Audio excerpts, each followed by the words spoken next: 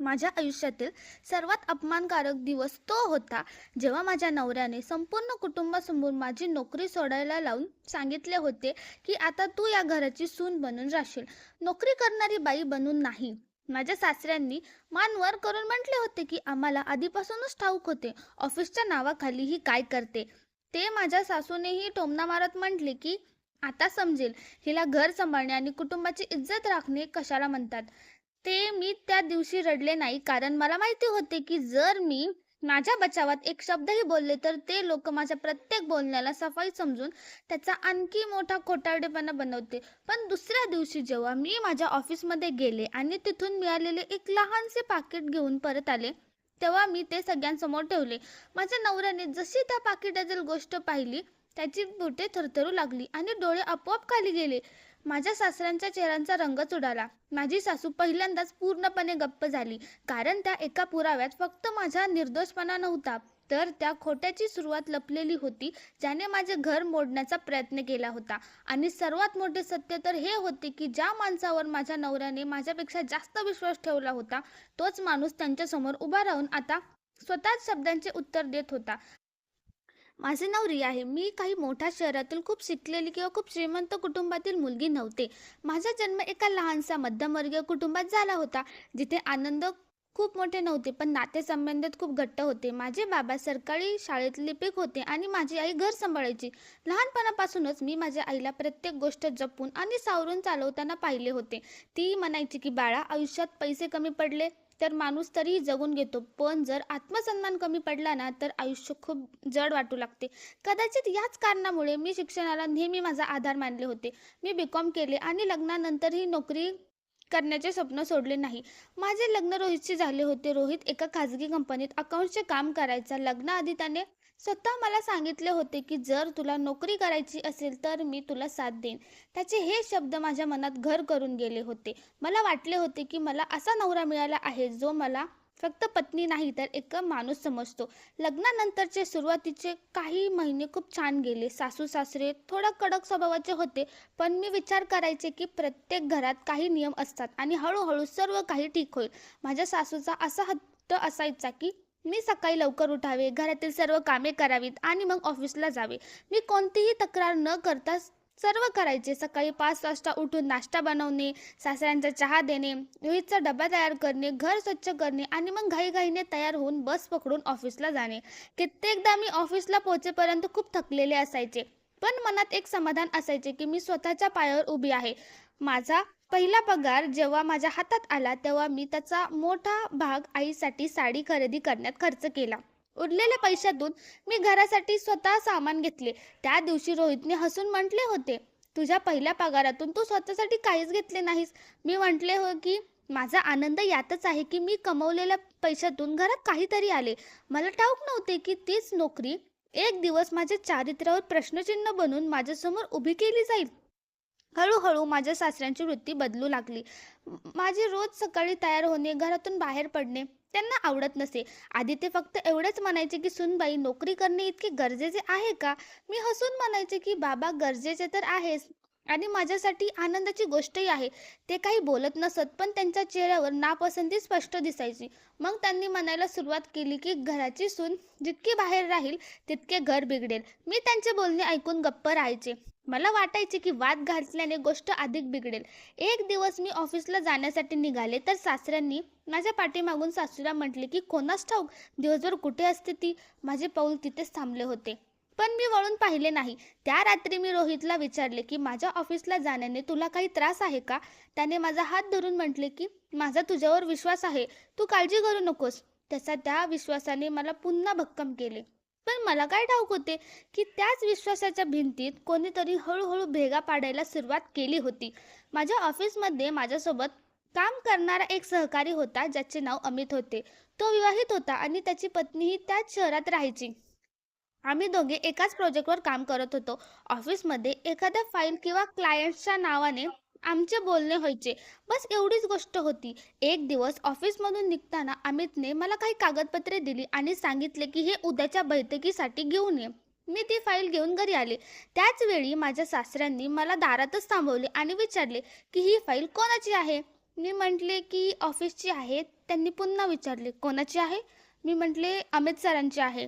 त्यांच्या चेहऱ्यावर लगेच काहीतरी बदलले. ते काही बोलत नव्हते, पण मला जाणवले की त्यांनी ते नाव आपल्या मनात पकडून ठेवले होते. पुढच्या दिवशी जेव्हा रोहित ऑफिसमधून परतला, तेव्हा त्याचा चेहरा काहीसा सुकलेला होता. मी विचारले, काय झाले? तो म्हणाला, काही नाही. पण रात्री त्याने अचानक विचारले की अमित कोण आहे? माझ्या हातातून पाण्याचा ग्लास जवळजवळ सुटलाच होता. मी त्याला समजून सांगितले की तो माझा सहकारी आहे आणि आमच्यात फक्त ऑफिसचे काम होते. रोहितने मान हलवून म्हटले की माझा तुझ्यावर विश्वास आहे. मी त्या दिवशी सुटकेचा विश्वास सोडला. पण काही दिवसानंतर तोच प्रश्न पुन्हा आला की यावेळी त्याच्या आवाजात विश्वासापेक्षा संशय जास्त होता. मी विचारले की तुला हे सर्व कोण सांगत आहे? तो म्हणाला, मला कोणी सांगायची गरज नाही. मी स्वतः सर्व समजतो. माझे मन उदास झाले. मी सासऱ्यांकडे पाहिले. ते वृत्तपत्र वाचण्याचे नाटक करत होते. त्या दिवशी पहिल्यांदाच मला जाणवले की माझ्या विरुद्ध असे काहीतरी चालले आहे ज्याबद्दल मला काहीच माहिती नाही. मग एका संध्याकाळी ऑफिसमध्ये परतताना माझी बस बिघडली. मला घरी पोचायला जवळपास 1 तास उशीर झाला. फोनची बॅटरीही संपली होती. जेव्हा मी घरी पोचले तेव्हा सासू दारातच उभी होती. ती म्हणाली, इतक्या उशिरापर्यंत कोणते ऑफिस चालते? मी समजवण्याचा प्रयत्न केला, पण सासऱ्यांनी मध्यंतरीच म्हटले की बाता मारू नकोस. रोहितसुद्धा खोलीतून बाहेर आला. त्याने माझ्याकडे पाहिले आणि म्हणाला, खरे खरे सांग, तू कुठे होतीस? मी म्हटले की मी बसमध्ये अडकले होते. तो म्हणाला, माझ्या बाबांनी मला सर्व काही सांगितले आहे. मी विचारले, काय सांगितलं? रोहित म्हणाले की तू ऑफिसच्या नावाखाली दुसऱ्या कोणाला तरी भेटायला जातेस. हे वाक्य ऐकून मला वाटले जणू कोणीतरी माझ्या कानात तपलेले शिसे ओतले आहेत. मी सासऱ्यांकडे पाहिले. त्यांनी माझ्या डोळ्यात न पाहता म्हटले की मला माझ्या मुलाचे भले हवे आहे. मी रोहितला म्हटले की जर तुला माझ्यावर संशय असेल तर माझा फोन तपासून बघ. ऑफिसमध्ये विचारून घे. माझ्या सहकाऱ्यांना विचार. पण माझ्यावर विश्वास ठेवल्याशिवाय कोणताही निर्णय घेऊ नकोस. रोहितने माझा फोन पाहिला नाही. तो फक्त एवढेच म्हणाला की आजपासून नोकरी बंद. माझ्यासाठी तो निर्णय फक्त नोकरी सुटणे नव्हता, तर माझ्या ओळखीचा एक भाग हिरकावून घेणं होता. मी रोहितला विचारले की तू खरंच माझ्यावर विश्वास ठेवत नाहीयेस का? त्याने आपली नजर फिरवली. सासू म्हणाली की जास्त बोलण्याची गरज नाही. घराची स्त्री घर सांभाळेल तरच कुटुंब टिकून राहते. त्या रात्री मी माझ्या खोलीत बसून राहिले. माझ्या डोळ्यासमोर माझ्या आईचा चेहरा फिरत होता. मला आठवले की लग्नाच्या वेळी आईने माझा हात धरून म्हटले होते की बाळा, आपले घर वाचवण्याचा प्रयत्न नक्की कर, पण आपल्या आत्मसन्मानाला कधीही मारू नकोस. मला रडवेसे वाटत होते, पण माझ्या डोळ्यातून अश्रू बाहेर पडत नव्हते. पुढच्या दिवशी मी ऑफिसला गेले नाही. सकाळी उठून मी तेच कपडे पाहिले जे घालून मी रोज कामावर जायचे. कपाट उघडून हातात घेतले आणि पुन्हा परत ठेवून दिले. मला असे वाटले जणू माझ्या आयुष्याचा एक दरवाजा अचानक बंद करण्यात आला आहे.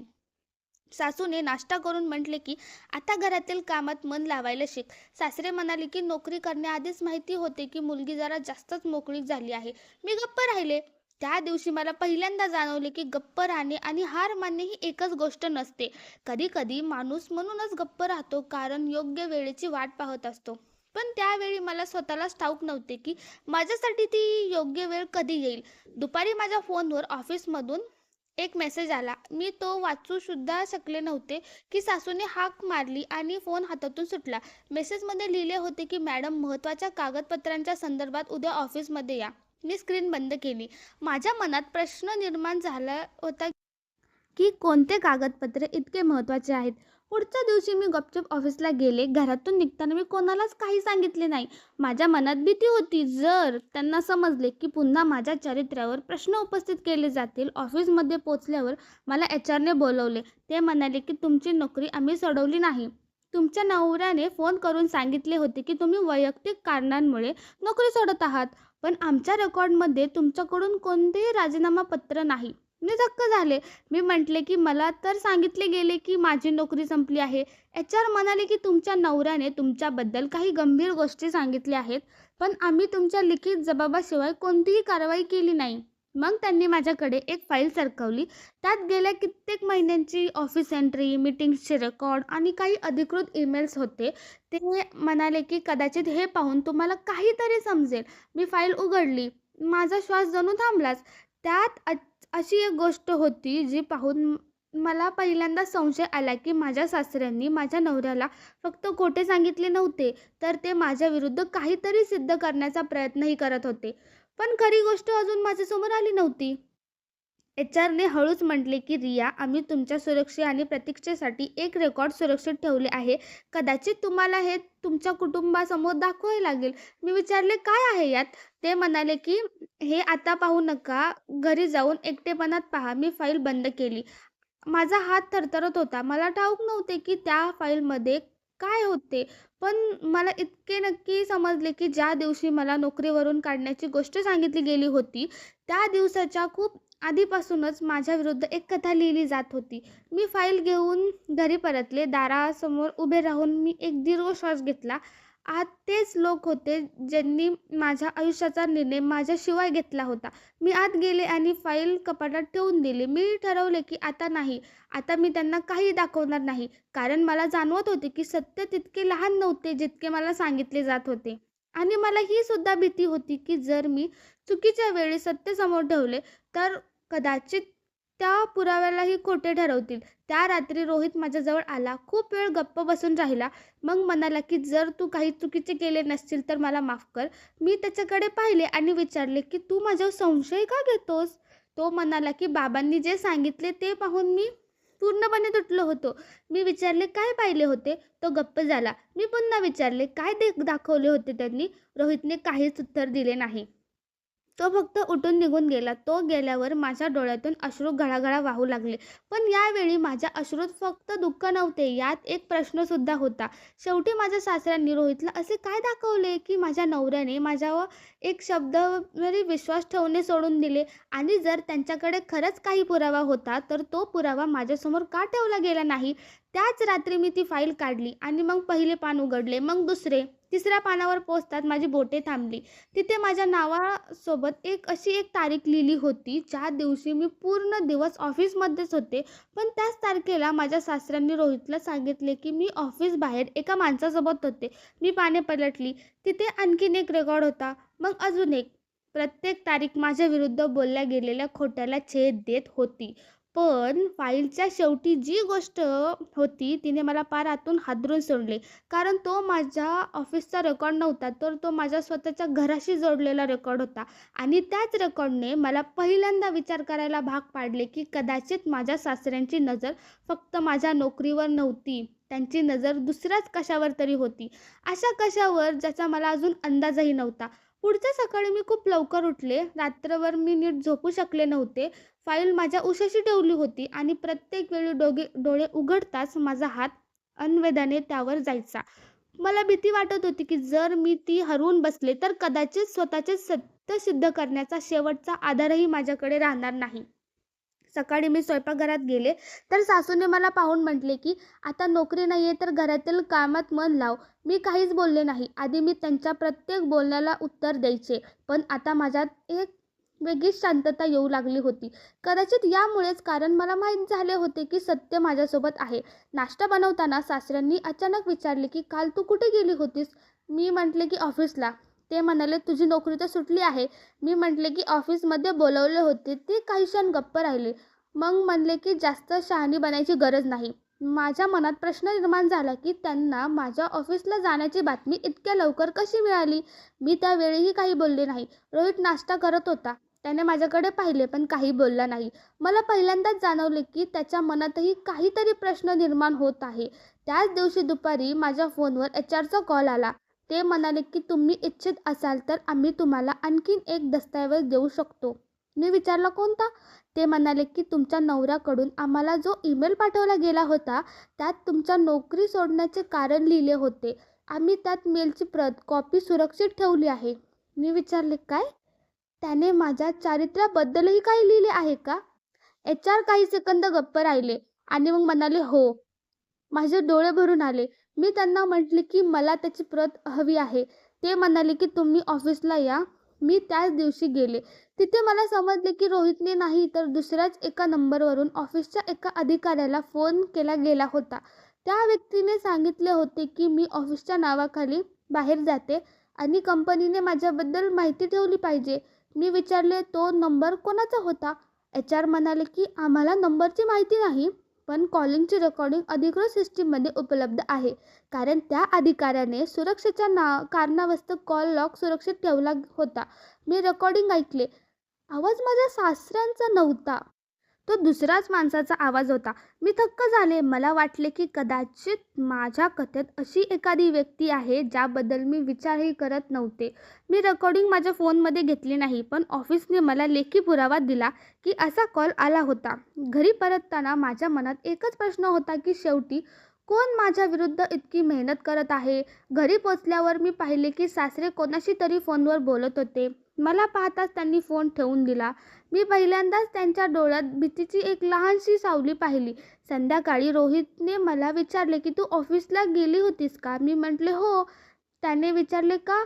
मी म्हटले कारण माझी नोकरी तुझ्या सांगण्याने नाही, माझ्या राजीनाम्याने संपू शकते आणि मी राजीनामा दिलाच नव्हता. तो काही क्षण गप्प राहिला. मग म्हणाला की बाबांनी सांगितले होते की तू स्वतःच नोकरी सोडलीस. मी म्हटले की तुझा त्यांच्या बोलण्यावर इतका विश्वास होता की तू मला विचारणे सुद्धा गरजेचे समजले नाहीस. रोहितचे डोळे भरून आले. तो म्हणाला मी खूप रागात होतो. मी म्हटले राग तुझा होता, पण शिक्षा मला मिळाली. तो गप्प झाला. मला वाटत होते की त्याने माझ्याजवळ यावे, माझा हात धरावा आणि म्हणावे की माझ्याकडून चूक झाली, पण त्याने तसे केले नाही. कदाचित त्याला अजूनही स्वतःच्या वडिलांवर पूर्ण संशय आला नव्हता. त्या रात्री मी माझ्या आईला फोन केला. मी खूप वेळ काहीच बोलू शकले नाही. आईने विचारले काय झाले? मी म्हटले आई, जर आपल्यालाच कोणी खोटे बोलून माझे आयुष्य उद्ध्वस्त करण्याचा प्रयत्न केला असेल तर काय करावे? आई काही सेकंद गप्प राहिली. मग ती म्हणाली बाळा, आधी हे बघ की सत्य काय आहे. रागात घेतलेला निर्णय बऱ्याचदा आपल्याला त्याच माणसांसारखे बनवून टाकतो ज्यामुळे आपण दुःखी असतो. आईचे बोलणे माझ्या मनाला भिडले. मी ठरवले की मी कोणाशीही बदला घेणार नाही. मी फक्त सत्य समोर आणेन. पुढच्या काही दिवसात मी माझ्या ऑफिसची सर्व कागदपत्रे सांभाळून ठेवली. मला समजले की ज्या दिवशी सासऱ्यांनी रोहितला सांगितले की मी ऑफिसला गेले होते, त्या दिवशी माझे बायोमेट्रिक रेकॉर्ड उपलब्ध होते. ज्या दिवशी त्यांनी सांगितले होते की मी एका माणसासोबत बाहेर आहे, त्या दिवशी माझ्या नावाने एक अधिकृत मीटिंग झाली होती. ज्या दिवशी त्यांनी सांगितले होते की मी उशिरा रात्री कोणाला तरी भेटून आले होते, त्या दिवशी कंपनीच्या कॅबमध्ये मला थेट घराजवळ सोडले होते. प्रत्येक खोट्याचे उत्तर एका रेकॉर्डमध्ये लपले होते. पण हे सर्व का केले जात होते हे मला अजूनही समजत नव्हते. तेव्हाच एका संध्याकाळी मी सासऱ्यांना माझ्या खोलीबाहेर कोणाशी तरी बोलताना ऐकले. ते हळू आवाजात म्हणत होते, फक्त नोकरी सोडवायची होती, आता पुढचे काम सोपे होईल. माझ्या शरीरात जणू वीजच सिंचारली. मी दरवाजा उघडण्याचा प्रयत्न केला, पण तितक्यात आवाज बंद झाला. बाहेर कोणीच नव्हते. सासरे दूर उभे होते. त्यांनी मला पाहून विचारले काय झाले? मी म्हटले काही नाही. ते खोलीत निघून गेले. त्या दिवशी माझ्या मनात एक नवीन संशय निर्माण झाला. नोकरी सोडल्यानंतर कोणते काम सोपे होणार होते? ते कोणत्या कामाबद्दल बोलत होते? काही दिवसानंतर घरात माझ्या सासूने आणखीन एक गोष्ट सांगितली. त्या म्हणाल्या सुनबाई, आता तुला माहेरच्यांना भेटायला जाण्याची गरज नाही. मी विचारले का? त्या म्हणाल्या घरात राहशील तर घराचा हिशोब समजेल. मी पहिल्यांदाच हे लक्षात घेतले की गेल्या काही दिवसांपासून सासरे घराच्या कागदपत्रांबद्दल रोहितशी वारंवार बोलत होते. ते बँक, जमीन, पेन्शनच्या गोष्टी करत होते. आमच्या नावावर एक लहानसा फ्लॅट होता जो लग्नानंतर रोहितने कर्ज काढून घेतला होता. त्याची EMI रोहित भरायचा आणि माझ्या नोकरीमुळे घरातील खर्चात मदत व्हायची. अचानक एक दिवस सासऱ्यांनी म्हटले, जर सून नोकरी करत नाही तर लोन कसे चालणार? रोहित म्हणाला सांभाळून घेईन. सासरे म्हणाले मग फ्लॅटची कागदपत्रे माझ्याजवळ ठेव, म्हणजे गरज पडल्यास मी बँकेचे काम करेन. मला ही गोष्ट विचित्र वाटली. मी रोहितला म्हटले की सगळी कागदपत्रे घरात एका सुरक्षित ठिकाणी ठेव, कोणालाही देऊ नकोस. रोहितने माझे बोलणे गांभीर्याने घेतले नाही. तो म्हणाला बाबा आहेत ते, त्यांच्यावर संशय घेऊ नकोस. माझ्या आत काहीतरी तुटले. मी म्हटले मला तुझ्या बाबांवर संशय घ्यायचा नाहीये, पण ज्या माणसाच्या बोलण्यावरून तू तुझ्या पत्नीच्या आयुष्याचा निर्णय घेतलास, त्यांच्या हातात आपल्या आयुष्याची कागदपत्रे देणे मला योग्य वाटत नाही. रोहित नाराज झाला. तो म्हणाला तू आता माझ्या कुटुंबाला शत्रू समजू लागली आहेस? मी म्हटले नाही, पण मला माझ्या भविष्याची भीती वाटू लागली आहे. आमचा वाद झाला आणि तो खोलीतून निघून गेला. मी खाटेवर बसून राहिले. मला वाटले जणू मी माझ्याच घरात हळूहळू एकटी पडत चालली आहे. काही दिवसानंतर ऑफिसमधून मला पुन्हा बोलवण्यात आले. यावेळी HR सोबत कंपनीच्या कायदेशीर विभागातील एका व्यक्तीसुद्धा होती. त्यांनी मला सांगितले की माझ्याबद्दल एक तक्रार बाहेरून आली होती आणि कंपनीने त्याची चौकशी केली होती. तक्रारीत असे म्हटले होते की मी ऑफिसच्या वेळेत एका व्यक्तीसोबत वैयक्तिक संबंध ठेवते आणि कंपनीच्या संसाधनाचा गैरवापर करते, पण चौकशीत काहीही आढळले नाही. मग त्यांनी एक प्रिंटआउट दिले. तक्राराची भाषा वाचून माझ्या डोळ्यांसमोर अंधारी आली. त्यात माझ्या घरातील कित्येक वैयक्तिक गोष्टी लिहिल्या होत्या. अशा गोष्टी ज्या माझ्या सासरच्यांविषयी कोणालाच माहिती असणे शक्यच नव्हते. याचा अर्थ असा होता की तक्रार करणारा फक्त माझी बदनामी करत नव्हता, तर त्याला माझ्या घराच्या आतील माहितीसुद्धा होती. मी विचारले, तुम्ही शोध घेऊ शकता का की ही तक्रार कोणत्या ईमेलवरनं आली होती? ते म्हणाले की हे ईमेल एका तात्पुरत्यावरून होता, पण पैसे भरलेल्या कागदावरून आणि तांत्रिक रेकॉर्डवरून इतके समजले की ते शहरातच असलेल्या एका व्यक्तीद्वारे पाठवले गेले होते. त्यांनी मला कोणाचे नाव दिले नाही. मग मी कागदपत्रे माझ्या बॅगेत ठेवून घेतली. परतताना माझ्या मनात एक गोष्ट स्पष्ट होती. तो फक्त माझ्या सासरचा राग नव्हता. त्यामागे एखादी मोठी योजना होती. घरी पोचल्यावर मी पाहिले की रोहित चिंतेत बसला होता. तो म्हणाला की मी बँकेतून फोन आला होता. मी विचारले, काय झाले? तो म्हणाला, कोणीतरी आमच्या फ्लॅटच्या कागदपत्रांची प्रत जमा करून लोनशी संबंधित माहिती मागितली होती. मी विचारले, कोणी? तो म्हणाला, बँकेने नाव सांगितले नाही. मी सासऱ्यांकडे पाहिले. ते शांत बसले होते. मी त्याच वेळी म्हटले की आमची सर्व कागदपत्रे उद्या आमच्या समोर तपासली जातील. सासऱ्यांनी रागाने म्हटले, तुला तुझ्या सासऱ्यांवर विश्वास नाही? मी म्हटले, विश्वास डोळे मिटून नसतो करत. इतके ऐकताच त्यांनी मला घरातून निघून जायला सांगितले. रोहितने मध्येच येऊन म्हटले की गोष्ट वाढवायची गरज नाही. सासू म्हणाली, नोकरी गेली तर आता घरात राज्य करू लागली आहे. मी शांतपणे माझ्या खोलीत गेले. मी फाईली काढल्या आणि सर्व कागदपत्रे एका बॅगेत ठेवली. त्या रात्री मी निर्णय घेतला की जर हे घर माझी इज्जत वाचवूच शकत नसेल तर मला स्वतःच माझी इज्जत वाचवावी लागेल. पुढच्या दिवशी मी माझ्या माहेरी निघून गेले. आईने मला पाहताच मिठी मारली. मी तिच्यासमोर लहान मुलासारखी रडून पडले. मी म्हटले, आई, मी कोणाचे काय बिघडवले होते? आईने माझ्या डोक्यावर हात फिरवत म्हटले, बाळा, काही लोकांना तुझे चांगले असणेही वाईट वाटते, कारण तुझा चांगुलपणाच त्यांना त्यांची कमतरता वाटते. मी नोकरी पुन्हा सुरू करण्याचा निर्णय घेतलाय. ऑफिसने मला पुन्हा काम करण्याची संधी दिली, पण यावेळी मी आधीसारखे नव्हते. आता मी प्रत्येक कागदपत्र सांभाळून ठेवत होते, प्रत्येक अधिकृत संभाषण निश्चित करत होते आणि कोणत्याही गोष्टीवर डोळे मिटून विश्वास ठेवत नव्हते. काही महिन्यातच माझ्या मेहनतीला यश आले. मला एक नवीन जबाबदारी मिळाली आणि माझा पगार वाढला. पहिल्यांदाच मला वाटले की माझे आयुष्य पुन्हा माझ्या हातात येत आहे. पण तितक्यात एक दिवस रोहित माझ्या माहेरी आला. तो खूप खचलेला दिसत होता. तो म्हणाला, बाबांनी असे काहीतरी केले आहे जे मला समजत नाहीये. मी विचारले, काय? तो म्हणाला, त्यांनी माझ्या नावाने काही कागदपत्रे बँकेत जमा केली होती. मी विचारले, कोणती कागदपत्रे? तो म्हणाला, फ्लॅटची. माझे हात थंड पडले. मी त्याला म्हटले की सर्व कागदपत्रे घेऊन ये. तो पुढच्या दिवशी सर्व कागदपत्रे घेऊन आला. मी ती पाहताच माझ्या छातीची धडधड वाढली, कारण त्या कागदपत्रावर माझ्या सहीसारखीच एक सही होती, पण ती माझी सही नव्हती. मी रोहितला म्हटले की आता तुला निर्णय घ्यावा लागेल. एकतर तू पुन्हा तुझ्या वडिलांवर डोळे मिटून विश्वास ठेव किंवा पहिल्यांदाच सत्याचा सामना कर. रोहितने माझ्याकडे पाहिले. त्याच्या डोळ्यात पश्चाताप होता. तो म्हणाला, मला वाटते की खूप मोठी चूक केली आहे. मी म्हटले, चूक फक्त माझी माफी मागण्याने संपणार नाही. तुला त्या सत्यासमोर उभे राहावे लागेल ज्यामुळे मला अपमान सहन करावा लागला. तो शांत राहिला. पुढच्या दिवशी आम्ही दोघे बँकेत गेलो. तिथे समजले की माझ्या नावाने एक कागदपत्र जमा केले गेले होते, ज्यामध्ये असे म्हटले होते की मी नोकरी सोडली आहे आणि घराची आर्थिक स्थिती कमजोर आहे. ते कागदपत्र पाहून माझ्या पायाखालची जमीनच सरकली. माझी नोकरी सोडवण्याचे खोटे आणि आमच्या फ्लॅटची कागदपत्रे दोन्ही एकाच दिशेने जात होते. पण अजूनही एक प्रश्न उरला होता. शेवटी कोणाचा फायदा होणार होता? त्याच संध्याकाळी ऑफिसमधून मला फोन आला. HR म्हणाले की आमच्याकडे एक जुना रेकॉर्ड सापडला आहे, तो तुम्ही पाहिला पाहिजे. कदाचित आता तुम्हाला समजेल की तुमच्या विरुद्ध हे सर्व कोणी सुरू केले होते. मी पुढच्या दिवशी ऑफिसला गेले. तिथे त्यांनी मला एका CCTV फुटेजचा स्क्रीनशॉट दिला. त्यात एक माणूस ऑफिसच्या बाहेर उभा असलेला दिसत होता. चेहरा स्पष्ट नव्हता, पण त्याच्या हातात तीच फाईल होती जी कधीतरी मी माझ्या सासऱ्यांजवळ पाहिली होती. HR म्हणाले की आम्ही फुटेजचा पूर्ण रेकॉर्ड सुरक्षित ठेवला आहे. मी स्क्रीनवर नजर टिकवली आणि माझे मन जोरात धडधडू लागले, कारण त्या माणसाची चाल, कपडे आणि हातातील घड्याळ ओळखीतले वाटत होते. मी तो चेहरा ओळखण्याचा प्रयत्न करत होते. तेव्हाच मला आठवले की काही महिन्यांपूर्वी घरात कोणाचा कॉल सतत माझ्या ऑफिसबद्दल विचारत असायचा. माझा श्वास रोखला गेला, कारण आता संशय फक्त माझ्या सासऱ्यांवर नव्हता. कारण कथेत आणखीन एक चेहरा होता. आणि तो चेहरा माझ्या स्वतःच्या घराचा खूप जवळचा होता. मी त्या रात्री माहेरी बसले होते आणि माझ्यासमोर तो CCTVचा प्रिंटआउट ठेवला होता. मी वारंवार त्या अस्पष्ट चेहऱ्याकडे पाहत होते. मला पुराव्याशिवाय कोणावरही आरोप करायचा नव्हता. माझ्या आई-वडिलांनीही मला हेच बाबा म्हणाले, "बाळा, सत्य समोर आणायचे असेल तर भावनांनी नाही, पुराव्यांनी काम घे." मी बाबांचे बोलणे गाठीशी बांधले. पुढच्या दिवशी मी रोहितला फोन केला आणि म्हटले की जर तुला सत्य जाणून घ्यायचे असेल तर मला तुझी मदत हवी. तो म्हणाला, "मी तयार आहे." मी त्याला म्हटले की तुझ्या बाबांना थेट प्रश्न विचारू नकोस. आधी घरात ठेवलेली सर्व कागदपत्रे बघ आणि तिथे शोध घे की कोणी कोणते कागदपत्र कधी बनवून घेतले.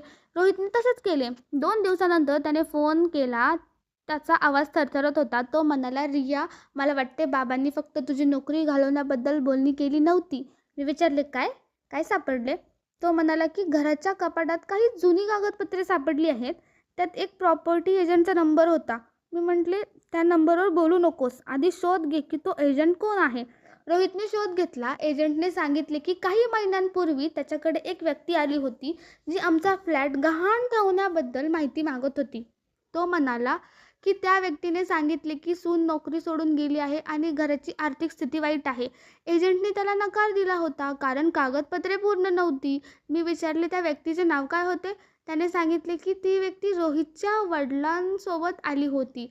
आता आमच्याकडे आणखीन एक मदत होती. मी रोहितला म्हटले की तू बाबांना विचार की ते एजंटकडे का गेले होते. रोहित म्हणाला की तो विचारेल. त्याच संध्याकाळी घरात मोठे भांडण झाले.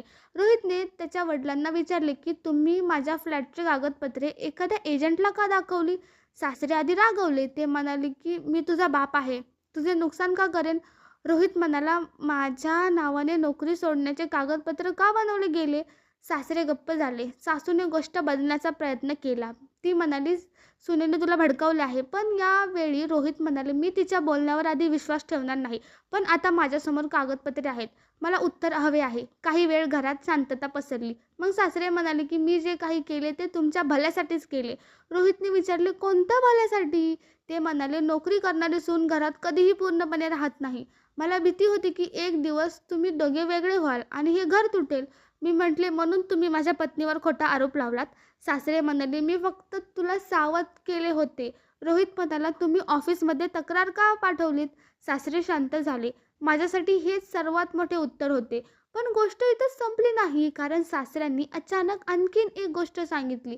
ते म्हणाले की फ्लॅट विकण्याची गरज यामुळेच भासली कारण तुझ्या धाकट्या भावाच्या दुकानात मोठे नुकसान झाले आहे. मी हे ऐकूनच सुन्न झाले. तेव्हा मला समजले की लालच आणि भीतीने मिळून माझ्या सासऱ्यांना असे बनवले होते. त्यांना कुटुंबाच्या मालमत्तेचा वापर दुसऱ्या मुलाची अडचण दूर करण्याचा करायचा होता. पण फ्लॅट त्यांच्या नावावर नव्हता, तो रोहित आणि माझ्या नावावर होता. माझ्या नोकरीतून येणारे उत्पन्न त्यांच्या मार्गातील सर्वात मोठा अडथळा होते. कारण जोपर्यंत मी कमवत होते तोपर्यंत रोहित आर्थिकदृष्ट्या मजबूत होता आणि फ्लॅट विकण्याची किंवा गहाण ठेवण्याची वेळ आली नव्हती. म्हणूनच आधी त्यांनी मला नोकरीवरून काढू इच्छिले, मग माझ्या चारित्र्यावर संशय निर्माण केला, जेणेकरून रोहित माझ्यापासून दूर जावा. त्यानंतर ते आर्थिक दबाव दाखवून फ्लॅटवर ताबा मिळवण्याचा प्रयत्न करत होते. हे सर्व ऐकून माझ्या आत जणू काहीतरी मरून गेले. कुटुंबातील एखादी मोठी व्यक्ती स्वतःच्याच मुलाच्या आणि सुनेच्या आयुष्याशी इतका मोठा खेळ खेळू शकते असा मी विचारही केला नव्हता. पण माझ्या सासऱ्यांच्या या संपूर्ण योजनेत एक अशी गोष्ट होती ज्याचा त्यांना अंदाजही नव्हता. माझ्या ऑफिसने माझी प्रतिष्ठा वाचवण्याचे सर्व रेकॉर्ड सुरक्षित केले होते. ते रेकॉर्ड्स माझ्यासाठी ढाल बनले. मी रोहितला म्हटले, आता मला कोणाशीही बदला घ्यायचा नाहीये. मला फक्त इतकेच हवे आहे की दुसऱ्या कोणत्याही सुनेने अशा खोट्या आरोपामुळे आपली नोकरी आणि सन्मान गमवू नये. रोहितने मान खाली घातली. तो म्हणाला, मी तुला सर्वात जास्त दुखावले. मी त्याला म्हटले, हो, कारण तुझ्या वडिलांचे काम खोटे बोलले होते, पण तू कोणतीही चौकशी न करता त्याला खोट्याला सत्य मानलेस. हीच माझी सर्वात मोठी वेदना होती. त्याने विचारले, तू मला कधी माफ करू शकशील का. मी म्हटले, माफी एका दिवसात मिळत नसते. विश्वास तुटायला एक क्षण लागतो, पण पुन्हा बनवायला खूप वेळ लागतो. त्याने माझे बोलणे स्वीकारले. त्याने माझ्याकडे कसलेही स्पष्टीकरण मागण्याचा प्रयत्न केला नाही. काही महिने आम्ही वेगळे राहिलो. या काळात आम्ही दोघांनी आपल्या नोकरीवर लक्ष केंद्रित केले. मी माझ्या कामात इतकी मेहनत केली की कंपनीने मला टीम लीडची जबाबदारी दिली. ज्या नोकरीला माझ्या सासऱ्यांनी माझ्या चारित्र्याची कमजोरी म्हटले, त्याच नोकरीने मला स्वतःच्या पायावर उभे केले. माझ्या आईने एक दिवस म्हटले, "बाळा, आता तुझ्या चेहऱ्यावर आधीसारखी भीती दिसत नाही." मी म्हटले, "आई, भीती अजूनही आहे, पण आता मी भीतीमुळे स्वतःला लहान समजत नाही." मी माझ्या घरी परत जाण्यासाठी तयार नव्हते. रोहित हळूहळू बदलत होता. त्याने आपल्या वडिलांपासून वेगळी आर्थिक व्यवस्था सुरू केली. त्याने फ्लॅटची सर्व कागदपत्रे त्याच्या आधी माझ्या संयुक्त लॉकरमध्ये ठेवली. त्याने आपल्या आईलाही स्पष्ट सांगितले की माझ्या पत्नीचा अपमान होईल असे विधान पुन्हा कोणीही करणार नाही. सासूला कदाचित पहिल्यांदाच जाणीव झाली की त्यांनी सुनेला कमजोर समजून खूप मोठी चूक केली होती. पण खरं वळण तेव्हा आलं जेव्हा माझ्या सासऱ्यांनी स्वतः मला फोन केला. मी फोन उचलला. दुसऱ्या बाजूने काही वेळ त्यांचाच आवाज आला नाही. मग ते म्हणाले, "रिया, मी तुझ्यासोबत खूप वाईट केले." मी शांत राहिले. ते म्हणाले, "मला वाटले की नोकरी करणारी सून घर स्वतःच्या हातात घेईल. मला भीती होती की माझा मुलगा माझ्या हातातून निघून जाईल." मी पहिल्यांदाच त्यांच्या आवाजात कठोरतेऐवजी कमजोरी ऐकली. मी म्हटले, "बाबा, मी तुमचा मुलगा हिरावून घ्यायला आले नव्हते. मी तर फक्त माझ्या नवऱ्याला साथ द्यायला आले होते." ते म्हणाले, "मी तुझ्या चारित्र्यावर संशय घेऊन तुझा सर्वात मोठा अपमान केला." मी म्हटले, "हो." ते बोलले, "तू मला माफ करू शकतेस का?" मी खूप वेळ शांत राहिले. मग म्हटले, "माफ करणे आणि आधीसारखे नाते बनवणे या दोन वेगळ्या गोष्टी आहेत. मी तुम्हाला माफ करायला करेल, पण जे घडले ते विसरू शकत नाही." ते म्हणाले, "मी समजू शकतो." त्या फोननंतर मी खूप वेळ रडत राहिले.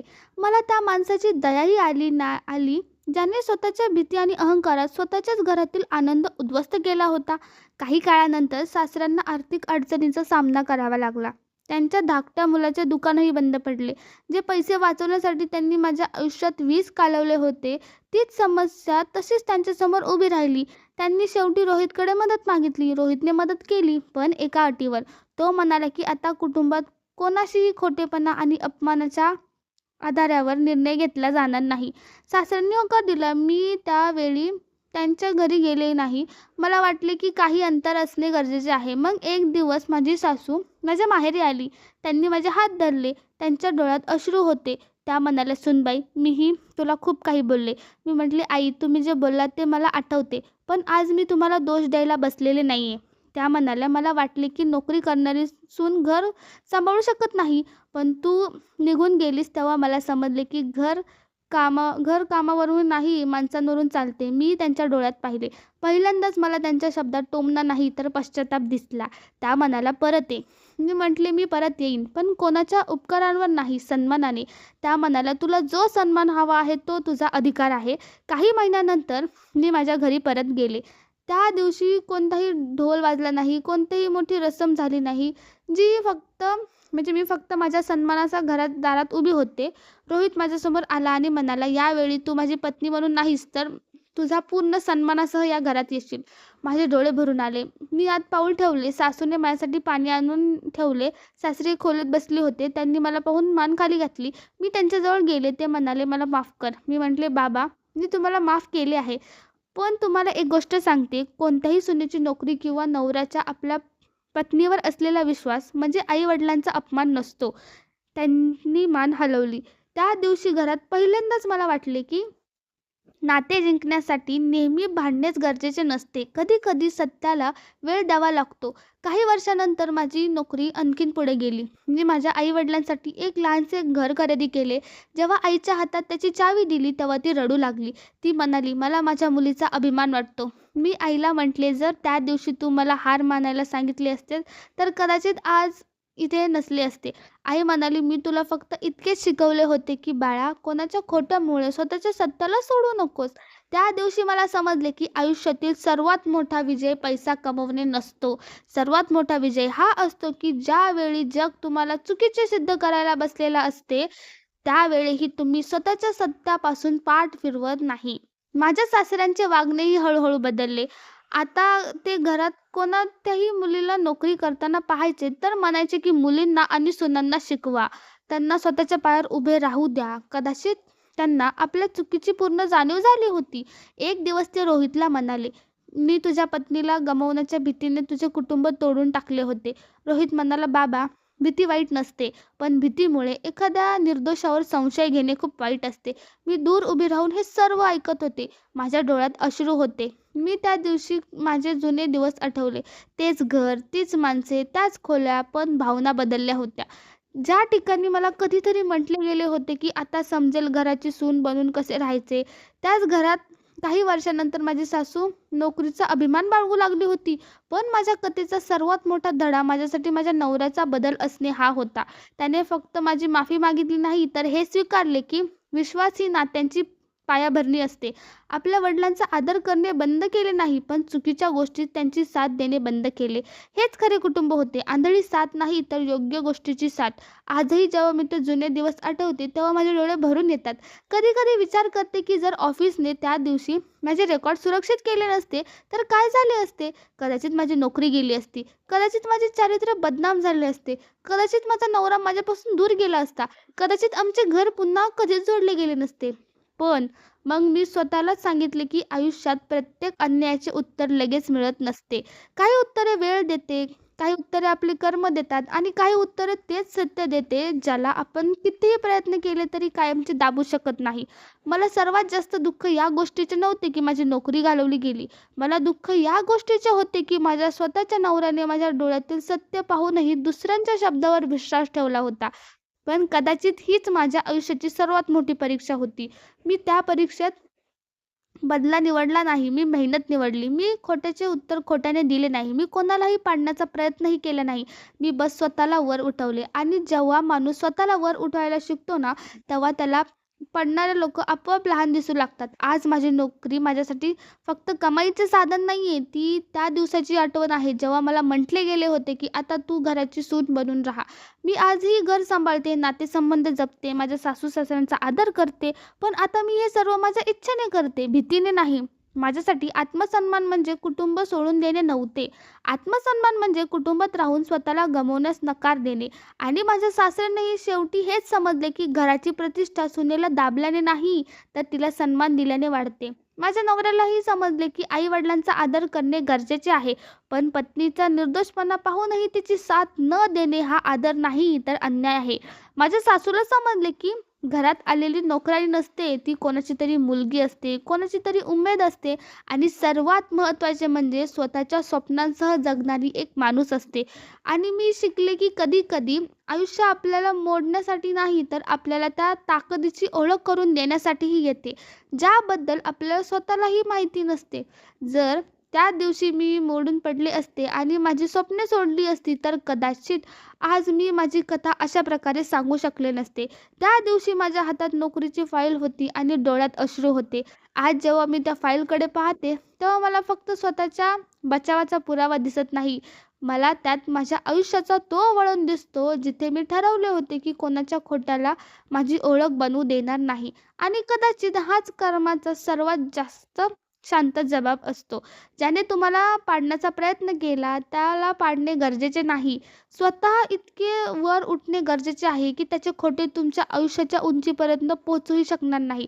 आज मागे वळून पाहते तेव्हा समजते की नातेसंबंध फक्त रक्ताने नाही, विश्वासाने बनतात. आई वडिलांचा आदर करणे आपली जबाबदारी आहे, पण कोणाच्या चुकीच्या निर्णयात डोळे मिटून साथ देणे हा आदर नसतो. पती पत्नीचे नाते तेव्हाच मजबूत होते जेव्हा दोघं जगाच्या प्रत्येक आवाजाआधी एकमेकांचे सत्य ऐकतात. मी शिकले की प्रामाणिकपणाचा मार्ग कधी कधी खूप लांब आणि एकाकी असतो, पण त्याचा शेवट नेहमी मनाला शांती देतो. चांगल्या कर्मांचे फळ कधीही वाया जात नाही. वेळ त्याला कोणत्या ना कोणत्या रूपात आपल्यासमोर नक्की आणते.